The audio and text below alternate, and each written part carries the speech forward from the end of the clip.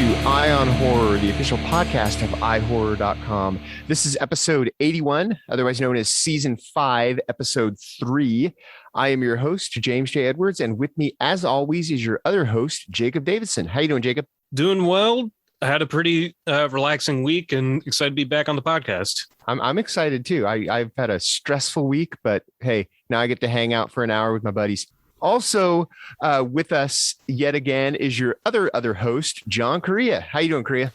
Oh man, we're back at the early mornings. I'm doing good. Finally finished my my super long gig that I started back in October, and immediately jumped into 2 more. So that's what I say. My stressful weeks are because of work, and that's a good problem to have, having too much work. You know. I was hoping to take a couple weeks off, but hey, you know, when you plan to take time off is when you get the most offers. So yeah, no, I feel that like it's either everything's happening at once or nothing's happening, and yeah, no, I've got a lot of irons in the fire right now myself. Hell yeah! Cheers to being busy. Everyone raise their energy drinks. Oh man, I stopped drinking energy drinks because one time in work I drank a 5-hour energy and I was so hyperactive I had to run around the parking lot 3 times to burn off the energy. 5-hour energies are bad. 5-hour energies, those give you like heart palpitations. I remember one time when I worked at Guitar Center, we the Red Bull girls would come in, and also like the Monster girls. They would come in and they would bring us cases of the stuff. And I remember I drank 2 Monsters while I worked, and I had school that night. It was a documentary film studies class, and I remember specifically we watched Atomic Cafe that night. Yeah. Atomic Cafe, it's a documentary about the nuclear scare of, it was made in the early 80s, but it was a documentary about like all of the, like, you know, duck and cover, hide in your bomb shelter. You know, it kind of was making fun of the 50s view of the nuclear shadow, but it's actually kind of scary. I think it's on Kino Cult if you want to watch it. It's pretty good though. But anyway, there I am sitting there watching the Atomic Cafe and I felt like my heart was going to beat out of my chest. I still drink Monsters though. I just don't drink them in that kind of quantity so quickly, and then sit and watch the Atomic Cafe. What's been going on? There hasn't been a whole lot of horror that has been come out since last time we talked. What's been happening? I mean, the new Texas Chainsaw came out literally this morning. Yeah, but none of us have seen it, so why even bring it up? So, you know, I'll tell you one thing. It's not a horror movie, but I discovered a podcast that I like more than ours. Ooh, more than ours? Oh, almost as much. That's not a hard hurdle. There's this YouTube guy named Mr. Ballin. I don't know if you guys have heard of him, but he, in his own words, he does the strange and mysterious delivered in story format. That's how he says. And he has a podcast now, and basically he'll tell stories that are usually true. Sometimes you can doubt them, because he told the Russian sleep experiment story on his YouTube channel. He told it as true. And then at the end, he said, "Now this might not be real. It might just be a creepypasta." I'm like, "Oh, it's totally a creepypasta, dude." But anyway, he has a podcast that he posts a couple times a week, and they're like longer stories than are on his YouTube channel. It's just called the Mr. Ballin podcast. And, it's pretty cool. It's, if you like those kind of true crime, but more exploitative ones. Anyway. Well, as for me, it's not exactly horror movie related, but I have a feeling this is going to be the not exactly horror episode. Oh, the Fringe guy is having issues with us discussing stuff that isn't quite horror. I'm not having issues with it. I'm just saying we probably don't need to lead off every single thing we say with that, because we'll be saying it all episode.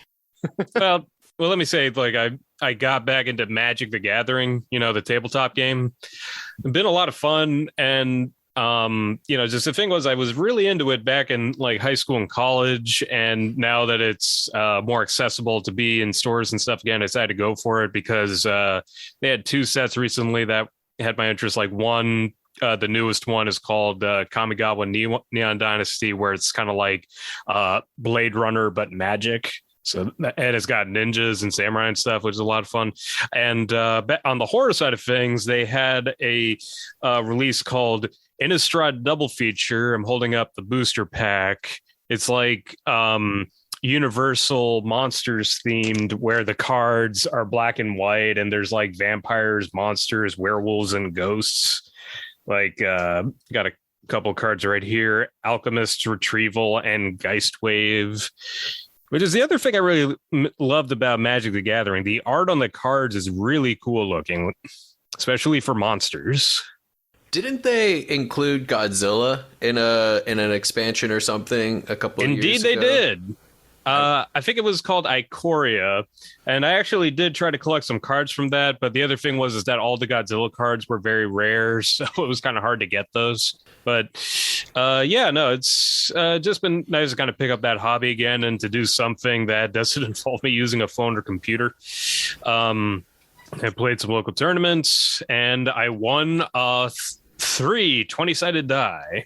Imagine that. Jacob won something. That never happens. It's such a rarity. I'm super not jealous. Yeah, it just kind of happens.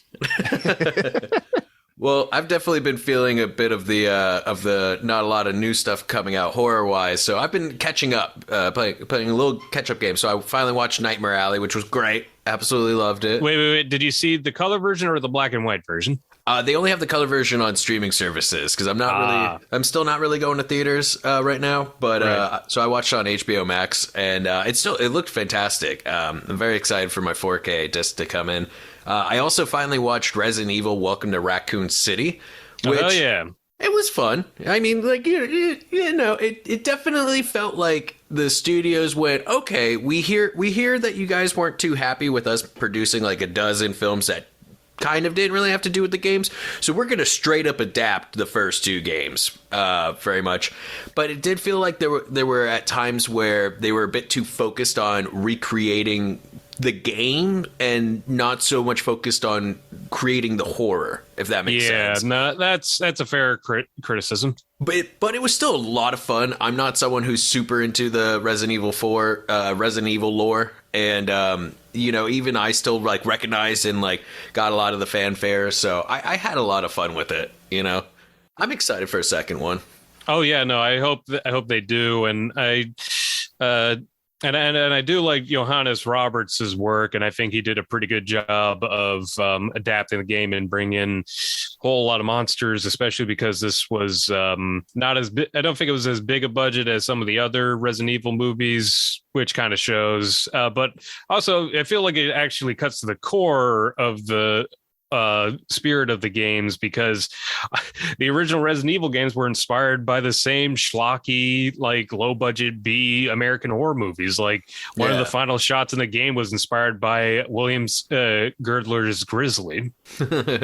And also that scene where because Johannes Roberts is great at needle drops, like I forget the artist, but that song Crush plays while Leon's at the desk and the flaming zombies walking towards him. the slow-mo flaming zombie set too. And I wake in the morning and I step outside and right? No, the song Crush, I forget who the artist was, but like Leon's at the desk listening to that and the zombies walking towards him. Oh, Lindsay might have just been singing that song. Yeah, well, I mean, that was like the theme song for the trailer, which in retrospect was actually really clever. And also, it's a set in the 90s, so it feels like it's got a 90s soundtrack. Yeah, the 90s aspect of it, I really enjoyed. I thought that was they had a lot of fun with that and keeping stuff retro and keeping it of the time and whatnot. I was a little disappointed that Daryl from Letterkenny only was in it for like 2 seconds as the pilot. Oh, yeah. Yeah, I forgot about that. Spoiler, sorry. He wasn't in it much. Also, Donald Logue, he was great as the police chief. Just being a complete jerk. Yeah. Speaking of needle drops, another thing that I watched for the first time, and Correia and I had a really good discussion going before we hit record, so we might want to pick some of that back up.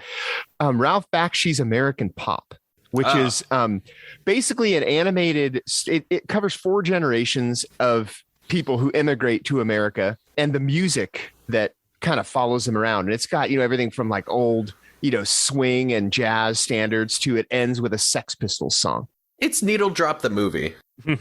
Like that soundtrack is phenomenal. Yeah. Yeah. It totally, and they even say at the end that, it's the first thing they show is the the song list and it says, hey, we want to recognize the actual composers, because a lot of them are not the original versions of the songs. And they say, we want to recognize the original composers of these songs. And it lists every song in the movie and who wrote it. And there's like 40 freaking songs that, they just keep coming. Yeah, and that was the thing. It was created by Ralph Bakshi, who did like the original animated Lord of the Rings, Fire and Ice, Wizards, Cool World. He did the Harlem Shuffle for the Rolling Stones, but not Opposites Attract for Paula Abdul. Nope, but he worked on that. Spider-Man and Mighty Heroes, and Correia actually dropped a bit of knowledge that he worked on The New Adventures of Mighty Mouse. And the reason he got that was because he lied to people saying he had the rights to Mighty Mouse. When you're starting your new animation studio and you're trying to get funding, people want to know, like, what do you have besides original IPs that are risky? And he was, an established IP that hasn't been made in a long time. So he kept saying, like, oh, yeah, I have the rights to Mighty Mouse. Oh, yeah, I have the rights to Mighty Mouse. And then he got funding and went, fuck. Who has the rights to Mighty Mouse? And that's how The New Adventures of Mighty Mouse basically came to be. Also his big break was he did Fritz the Cat. Yeah. He went from Hanna-Barbera to doing Fritz the Cat. So this dude, yeah, I don't think animation would be the same without him. And it was just interesting because I had never seen American Pop before. And so it was just one of those things I popped on, to unwind at the end of the day. And I found myself just like, okay, this is not unwind music. This is wind you up. This is a wind you up movie. Totally. No, I still have my VHS copy from many moons ago of that. It's phenomenal. His rotoscope styling was just so beautiful. But yeah, I would highly recommend Wizards. It's fantasy, it's Tolkien inspired, but it doesn't fit into those tropes a whole lot. And there's some like beautiful, gorgeous rotoscoping in that film. Like one of the great parts of it is it takes place in a far distant post-apocalyptic world where fantasy has taken over, fantastical elements of magic and whatnot, and the villains find old reels of like Nazi propaganda and they start utilizing that to inspire their evil ways and whatnot. And Bakshi ends up like rotoscoping over doing animation over the footage, and it's really dark and harrowing and just fantastic film.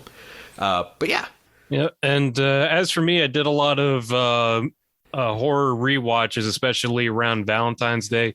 They did a repertory screening of Cronenberg's The Fly from Friday Night Frights. And man, that movie, just every time, I think, it's like, oh, I've seen it before. It shouldn't hit as hard, but no, man, it hits like a freight train, like every time I see it.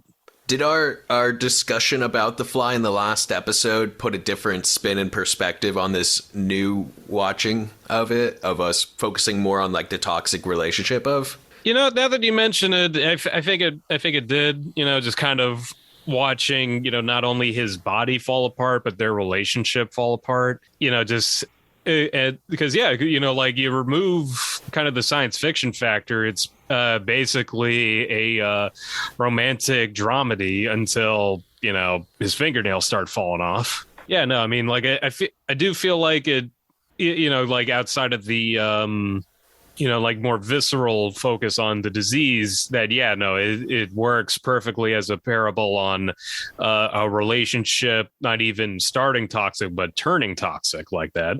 Speaking of toxic relationships, another thing that I rewatched just basically to try to unwind, and it got me wound up again. Passengers. Remember Passengers? Chris Pratt, Jennifer Lawrence. They're on that spaceship going to another planet, and his holopod breaks. So he wakes up and he's going to die before they get to the planet because it's supposed to be a 120-year journey. And he's so lonely, he fucking wakes Jennifer Lawrence up to keep him company. It's so terrible. I mean, I understand why he did it. It's really a rock and a hard place because the dude's only companionship is the bartender robot. So he's like, okay, I'm lonely. I'm going to wake this girl up. And of course, she's pissed when she learns, I'm kind of pissed at the bartender robot for spilling the beans on that too, because he made a promise. And what good is a promise to a robot if he doesn't keep it? But anyway, It's a robot. It doesn't. Outside of the fundamental, laws of robotics, like what morals does a robot have to abide by? I mean, like as long as it's not directly murdering or harming a person or its creator, there's three basic. I don't remember the rules. I'm not a robot. That's the funny thing. Chris Pratt says to him, "Hey, don't tell her. Let me tell her myself." And he's like, "Oh, okay." It's like that's not in robots programming. Machinery is supposed to tell you the truth. Yeah. But anyway, that's, just another one of those things. We should have brought that up for toxic relationships last week because that. Yeah. I still haven't seen that one, but the thing is, it could have been a pretty good movie if they started it at about where Act 2 starts. If they started it with her waking up and then she meets him, and then they make it be a huge reveal that he's the one who woke her up. The concept, they could have made it a lot better of a movie if they had started it at a different place and then revealed. It's kind of like Zack Snyder's Sucker Punch. Like if you cut out like that first 20 minutes or so where it's just like the mental hospital stuff, and then had that kind of be a reveal later, it would have been a more interesting film. It also would have been a lot shorter, which would have been great. Yeah. Passengers could have stood being about 20 minutes shorter too, though. So that I do think how do you fix Passengers? We should do a mini-sode on that. On the lighter side, I watched two kind of comedy horror movies recently that got releases from Shout Factory.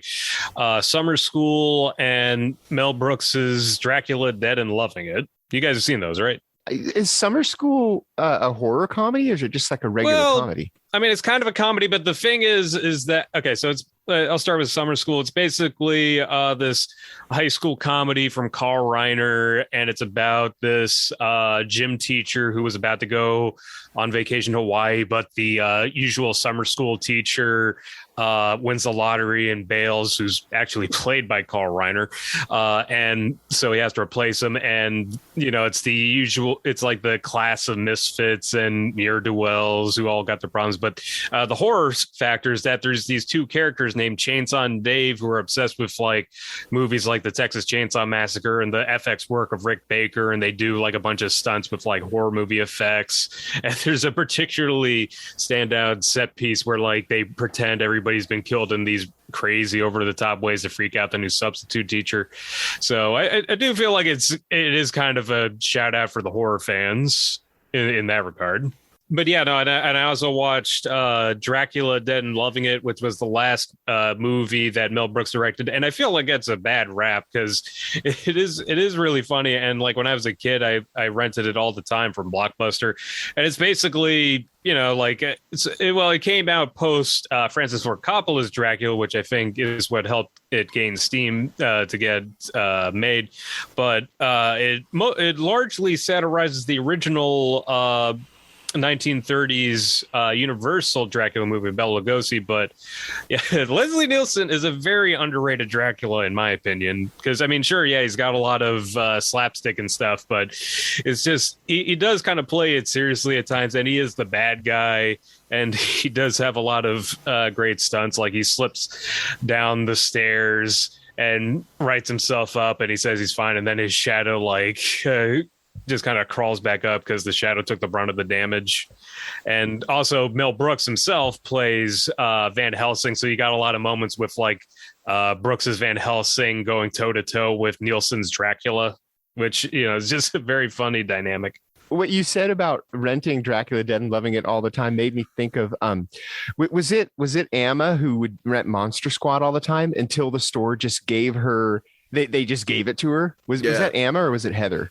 It was one of those two. I think it was Heather. It might have been, yeah. But remember the days of video stores when they didn't sell movies; you had to rent them. So if you wanted to see something like Dracula Dead and Loving It over and over again, you just had to keep renting it over and over again. That's how they get you. That's what happened with us in Zoolander. After 4 or 5 times of renting it, my parents were just like, all right, fine, we'll buy you a copy. Jesus. Well, this was before you could buy them in a lot of cases, back in the old days when you could buy them, but they'd be like $90. Yeah. But, now it's almost cheaper to buy them in some cases than rent them. It was Top Gun that changed that. Top Gun was like one of the first VHS tapes that was priced at $20, you know, and that kind of set the standard for like home releases. That's why a lot of new home releases are around roughly 20. I mean, obviously now with the new 4K and all that, that's, you know, a bit pricier. But I remember I got a VHS of E.T., and I think it was from Sears. It wasn't from a video store or, you know, normal one. And it was $4.99. So, but that was another one of those, you can own it. Screw renting. Own ET for $4.99. And I think you may have had to spend like $20 in the store in order for the privilege to buy ET for $5. But it was one of those big promotions through like Sears or May Company or JCPenney, one of those, you know. Speaking of physical media, like I actually ordered this movie because the director passed away recently. I got Evolution, you know, the 2001 movie from Ivan Reitman. A moment of silence for Ivan Reitman, the man who brought us Ghostbusters. And so many other. Yeah, but most people, Ghostbusters is his legacy. Well, yeah, though he also did Meatballs. But no, I was a big fan of Evolution when I was a kid, and I've already seen Ghostbusters recently, so I figured, you know, I'd give that one another shot. And you know, it holds up better than I expected. I mean, the humor was definitely a lot raunchier than I remembered. Like it's been years since I'd seen this one, but the monster effects hold up surprisingly well. Especially because like apparently Phil Tippett was behind that, so there's a lot of CGI. But when they go practical, like the practical effects look astounding.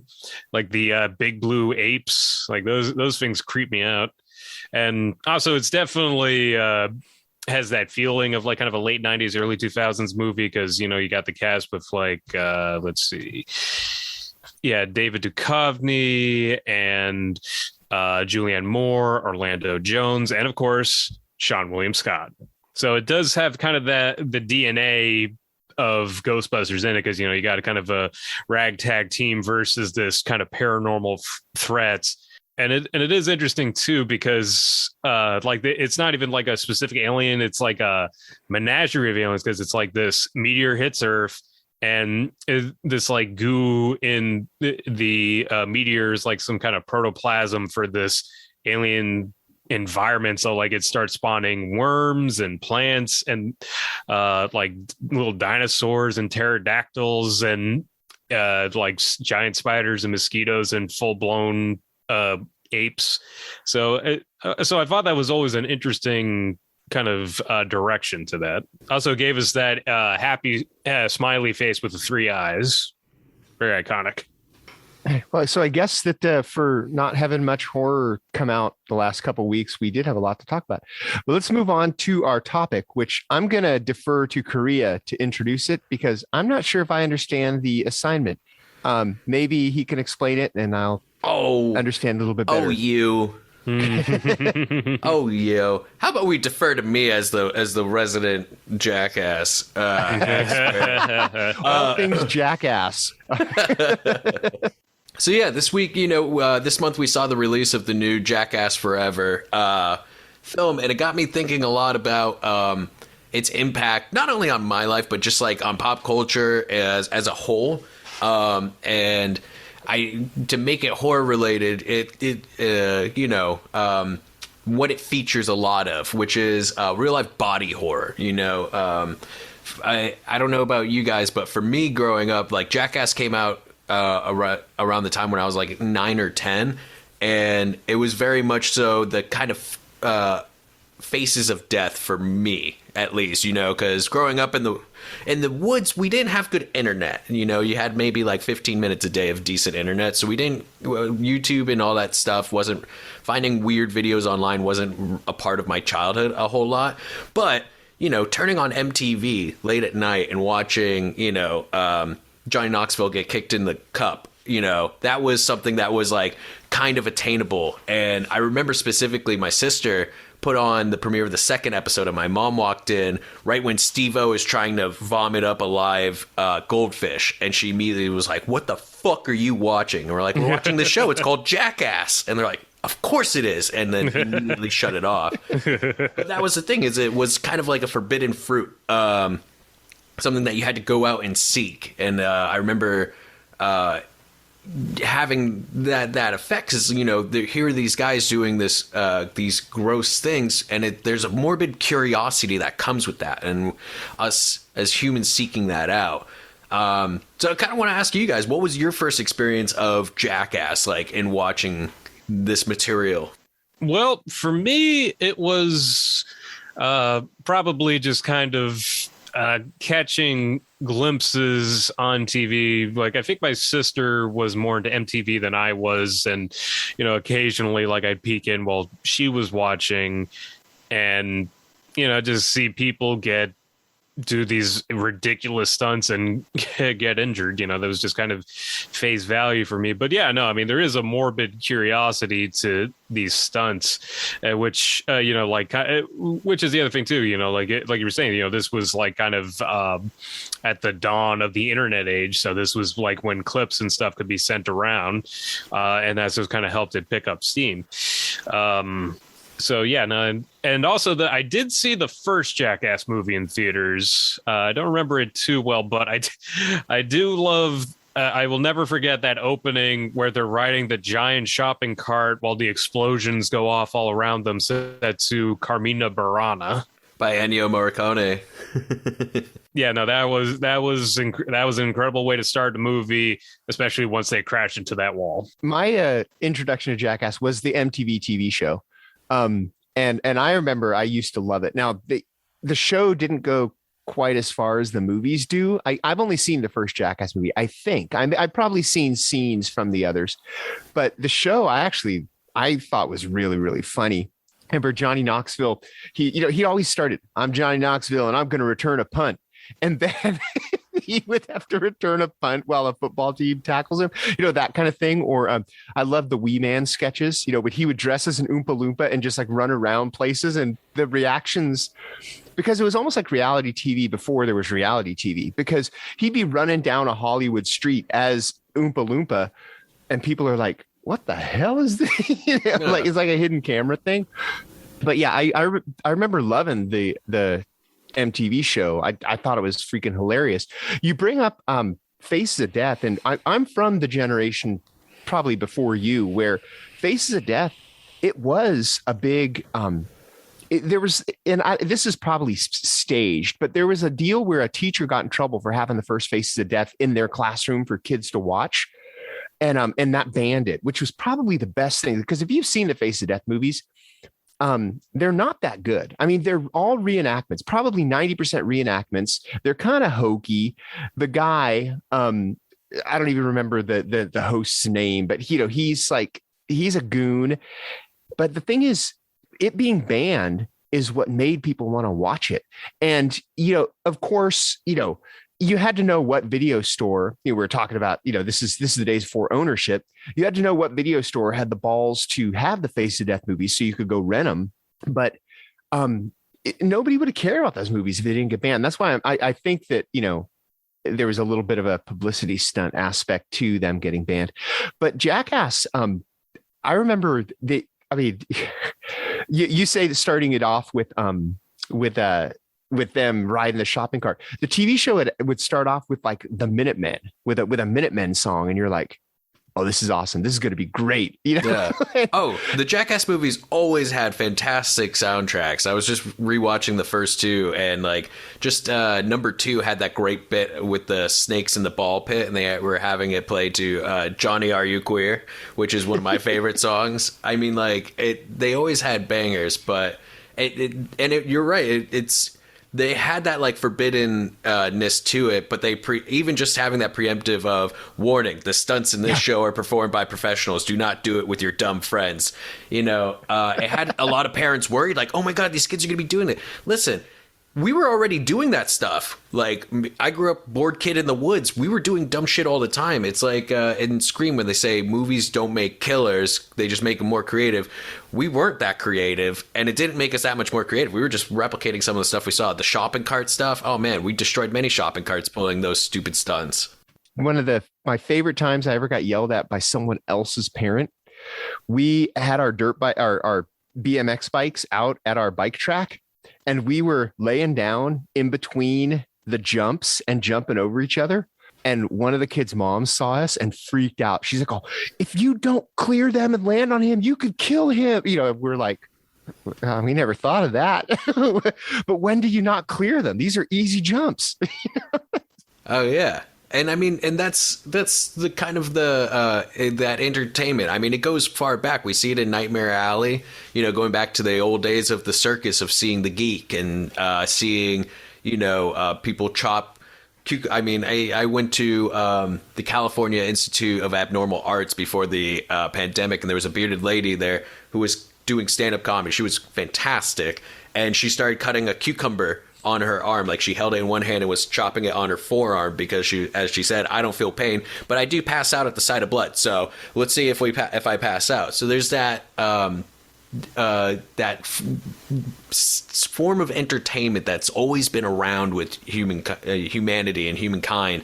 And one of the great things about Jackass is there's always that build up and release, and you see, when I saw Jackass Forever, there was a very small crowd. I saw it on a midday on a Tuesday. So the people who go to AMC for Discount Tuesdays at like noon on a Tuesday are not the crowd that's going to go see Jackass.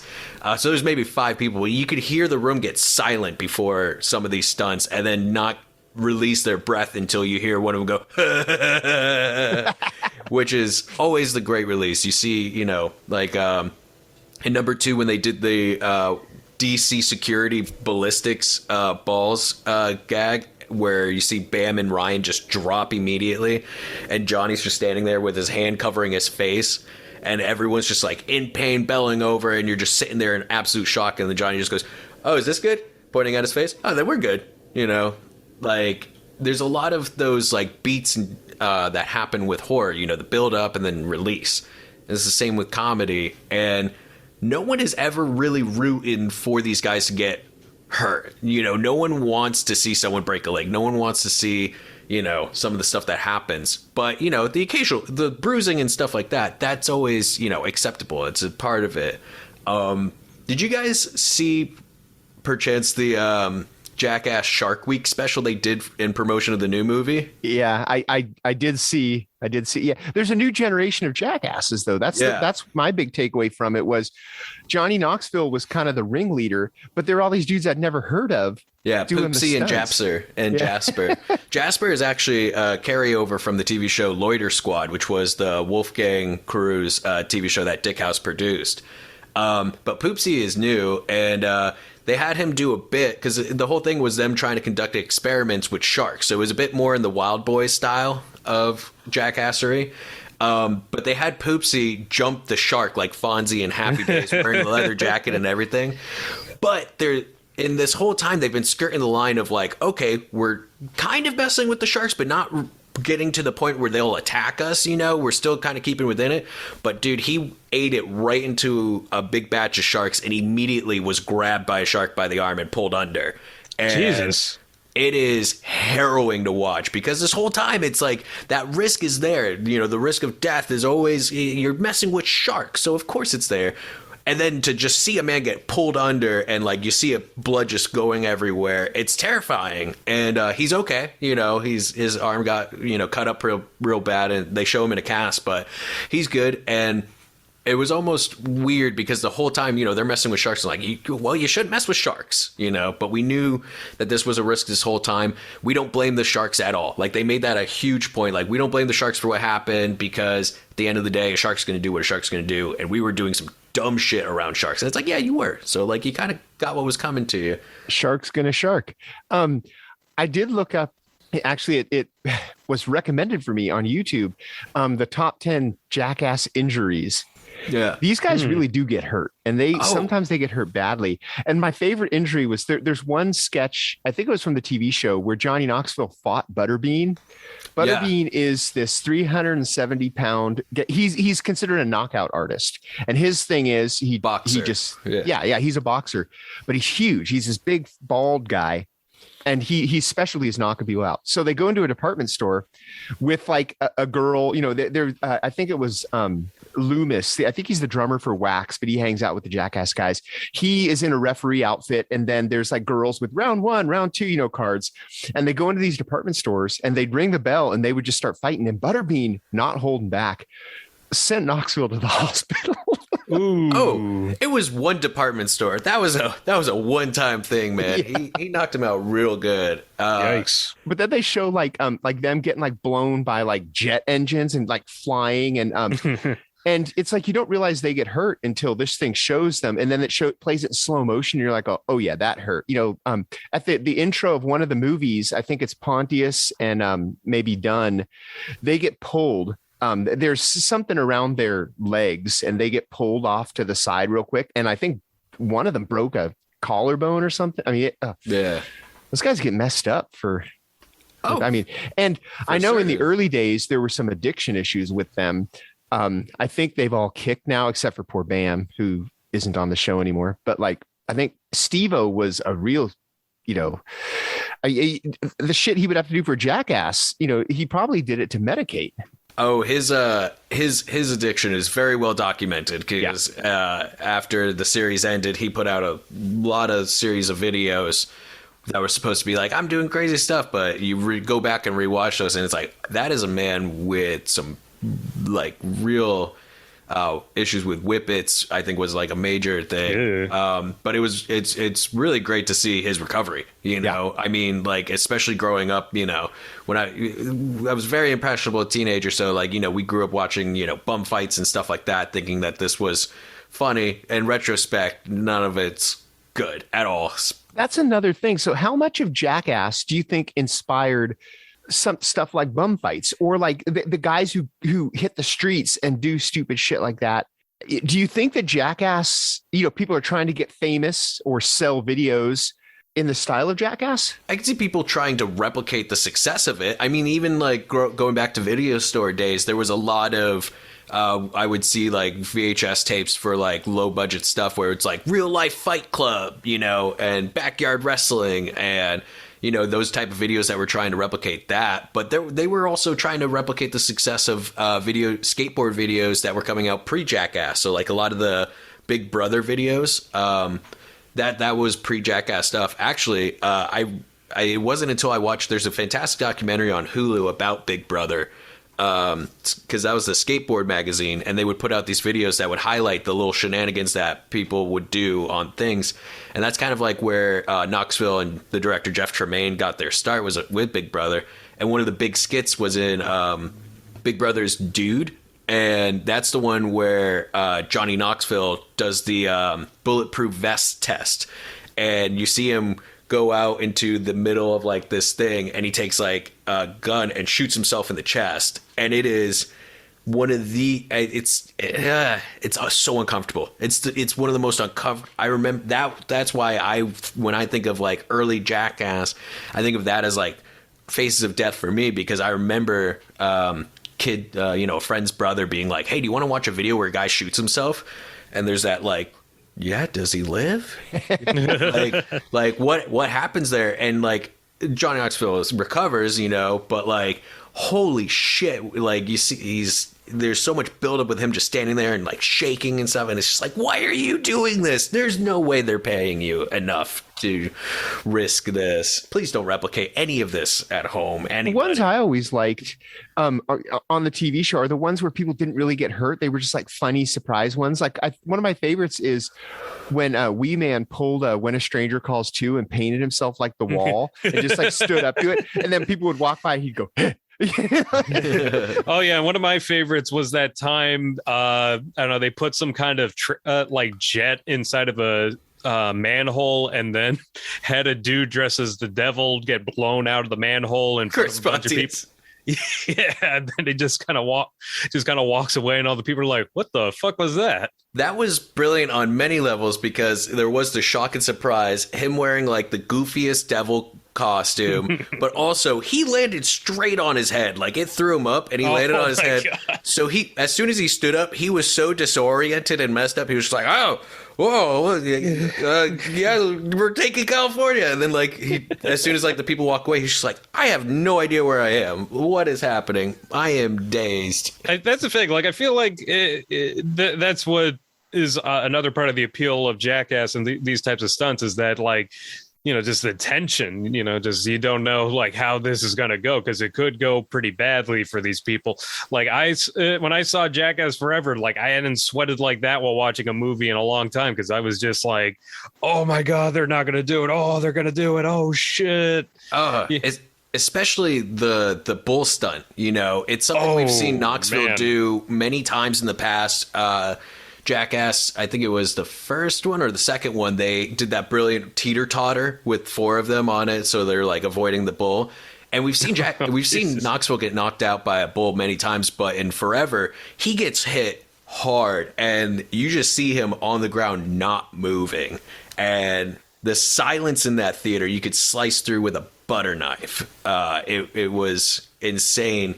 And you just see him kind of slowly kind of recover. And that was one of the biggest hits he's taken. And I think they even made the joke in the trailer oh, yeah, concussions aren't good when you're after the age of 50. Luckily, Knoxville's 49. Yeah, that I do remember that bit. Weird that they cut that out of the movie but kept it in the trailer. Yeah. But I mean, and that's ultimately what it comes down to is we want to see these guys succeed. We want to see them pull off these crazy things. We want to see them, survive. But there is that morbid curiosity of oh shit, this could go real south real quick. They're messing with alligators. They're messing with rockets and whatnot. Poisonous snakes. Yeah. Or venomous snakes. I mean, and when that real life consequences come in, you see it happen. That's one of the reasons why they stopped making Wild Boys. Their program where it was Steve-O and Chris Pontius going around. It was their Jackass nature show, essentially.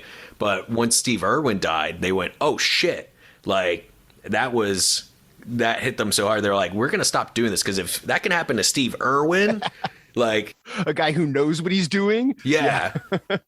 I mean, and they always had some of the best, safety precautions as you can with this type of material, but filming wise and whatnot, they even in interviews for Forever, they praised the COVID safety protocols and protocols around everything, surrounding the stunt and whatnot. But yeah, the show was always very avant-garde, I would say. I mean, you have the big stunts and whatnot, but there would always be little clips of just something random happening. It would be a 2-second clip of someone in a panda suit running into somebody else, and then it cuts to the next thing, I just think it's funny that they all mask up to protect against COVID and then go and drink each other's sweat or something stupid. Yeah. No, that was a gross. No, are you referring to?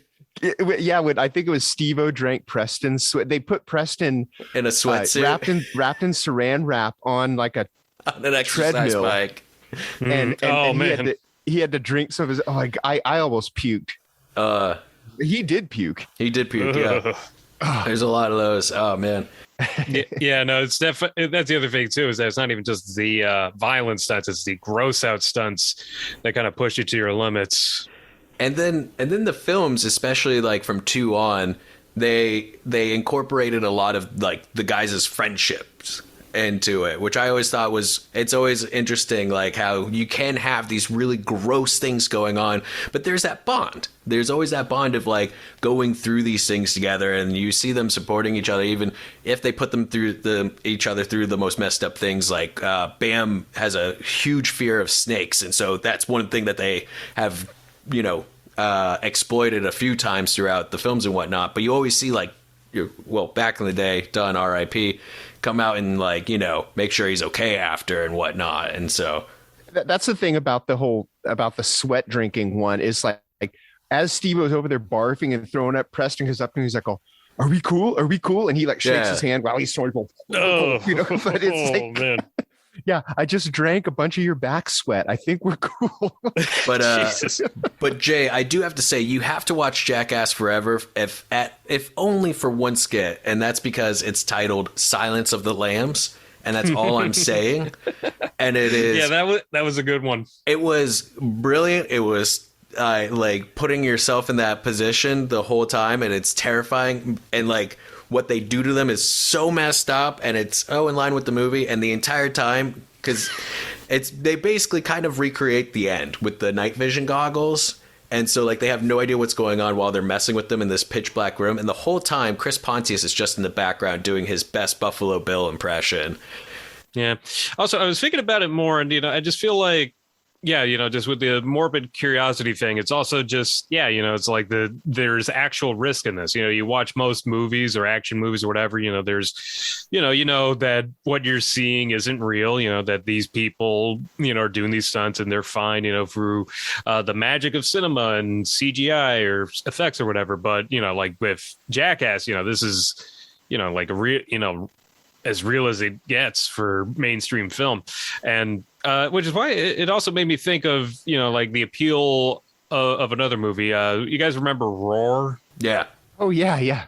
Oh my God. Yeah, because like the whole shtick with the re-release of Roar as it was, because like I think that was through Alamo or something, but they even had the tagline like no animals were harmed during the making of this movie, but the cast and crew were. Yeah. They listed how many were. Most of the crew got sent to the hospital. The cinematographer got scalped. Yeah, like a fucking lion ripped his scalp off. It's because it's a movie about people who were actually living with lions and shit. Yeah. And so like there was dozens and dozens of fucking lions. Holy shit. Yeah, I mean, that's the thing, you give an audience a real sense of danger, and it does attract them to them. Like I remember going to a bunch of screenings where people checked out, and like that was one of the most intense movies I ever saw, because you just see like a lion swipe at Tippi Hedren, and you're just like, holy shit. Yeah. And that's the thing. I mean, like that's why we go to stunt shows. That's why Evel Knievel and Travis Pastrana with the Nitro Circus, those are professional stunt people. We go to see X Games. We see people to do all these extreme stuff, and they're really good at it. Like that's one of the big appeals of Travis Pastrana with Nitro Circus, Evel Knievel, and it's always harrowing seeing those like off moments of things going bad. And so the appeal of Jackass is they are professionals, but they're professionals at not being good at these things and not doing great stunts. And that's like the comedic appeal of it, because, I was a part of that, group where, hang out with a bunch of skateboarders, but I can't skateboard for shit. But I can do some real dumb shit with a shopping cart, like I may not be good at skateboarding, but I can take a hit. That's part of the, like you say, like the guy who walked on a tightrope. Was it between the World Trade Center towers or wherever? Yeah. Nobody wants to see that guy fall, but knowing that there's a chance, people are going to watch. Well, Jackass removes the knowing there's a chance, because they're going to get fucked up. So it's all just the morbid. It's all the morbid stuff. It's not even the curiosity. It's the morbid sense of that alligator is going to bite them. It's a matter of where and how bad. And they managed to escape many and crazy stuff. And the ones that were always the most like, holy crap, someone could have died, were the unexpected stuff, like the rocket stunt in number 2. They were so worried about like how Johnny's going to fall into the water and all this stuff. You didn't think that the rockets were going to explode out the side, and it was like 8 inches away from like getting them right in the abdomen, So like that was one of those things where it's like, holy crap, he could have died. All right, we're going to do it again, because it didn't work that time. So it's just like, adds to that tension of like, oh crap, this stunt is nowhere near as innocent as we thought it was going to be. And we could hopefully never see something so bad happen. Well, some of the stuff that they would do, some of their stunts, they're lucky no one got hurt worse than just, a concussion or, bruised abdomen kind of a thing, because they do some stupid shit. I mean, just even going back to the, Shark Week special, jumping into that pool of sharks, and when one of them grabbed him and all that blood came out, I mean, blood in the water, we all know that that's not good. And a shark's going to do what a shark's going to do. So Was it the Shark Week special where they actually had a shark expert on there, and every stunt he's like, "Oh, I recommend you don't do this." Yeah. Well, but that was the thing too, is that they were doing stuff that like is, collecting data. They were just doing it in the dumbest way you could possibly do it. Like they would do stuff like they had Jasper in a floating tube, and they were checking out like the poundage of sharks. So they would bite onto this weight system thing, and he would hold it as they would pull to see like how strong sharks are. But typically you would do that in a much safer, smarter environment, not just sitting in a inner tube. They're checking how powerful a shark's bite is by getting the shark to bite him. Not him directly, but he had like a big piece of bait basically in his hand on a weight thing. So it could have easily gone south very quickly. But yes, they did have an expert to be like, okay, this needs to stop now, or this needs to do this. But yeah, definitely the trying to replicate Fonzie was the big like, all right, we're kind of done doing this. Let's just do a very easygoing swimming with sharks thing. And I did like that, even though I'm glad they didn't end on that note of Poopsie getting seriously injured, and that they did have like an actual swim with sharks to show like, oh yeah, if you respect the shark and you do things proper, you can have an amazing experience of swimming with them and just like kind of hanging out. And it's, really respect, the world around you, which is an ironic statement to be giving after having just watched 40 minutes of them just fucking with sharks, All right. Let's call this one. I think we've talked enough about Jackass. So those of you who are still with us, thanks for bearing with us because, like we said at the beginning, this was not a very horror-centric episode, but hopefully you got something from it. Again, coming from the fringe guy. Hey, we talked about Moonstruck last week. We could talk about Jackass this week. Yeah. March will have more titles. Cool. So our music is by Restless Spirits, so go rock with them. And our artwork is by Chris Fisher, so go check him out. You can find us on any of the socials, Ion Horror, pretty much everywhere, or at iHorror.com, which is the site we all call home. What's your favorite Jackass stunt? Let us know. My favorite is the When a Stranger Calls Back Wee Man, because I just don't like seeing people get hurt. I would rather see them get scared. Definitely Silence of the Lambs from the new movie. That topped. I'm telling you, it's such a brilliant bit. It's so messed up. It's so much fun to watch. And I really do hope they do a next generation movie with these new casts, because they all killed it. Oh, yeah. What about you, Jacob? What's your favorite? Well, it's hard to pick one. Yeah, I'd have to say I really liked the opening of Jackass 1 with them riding the giant exploding shopping cart set to Carmina Burana, just because that was so iconic. I feel like even today. Okay, cool. Well, let us know your favorite and see if it lines up with ours. And we'll see you in a couple weeks with hopefully a more horror-y episode than this one. So if you're still here, I'm James J. Edwards. I'm Jacob Davison. And I'm Jonathan Correia. Keep your eye on horror.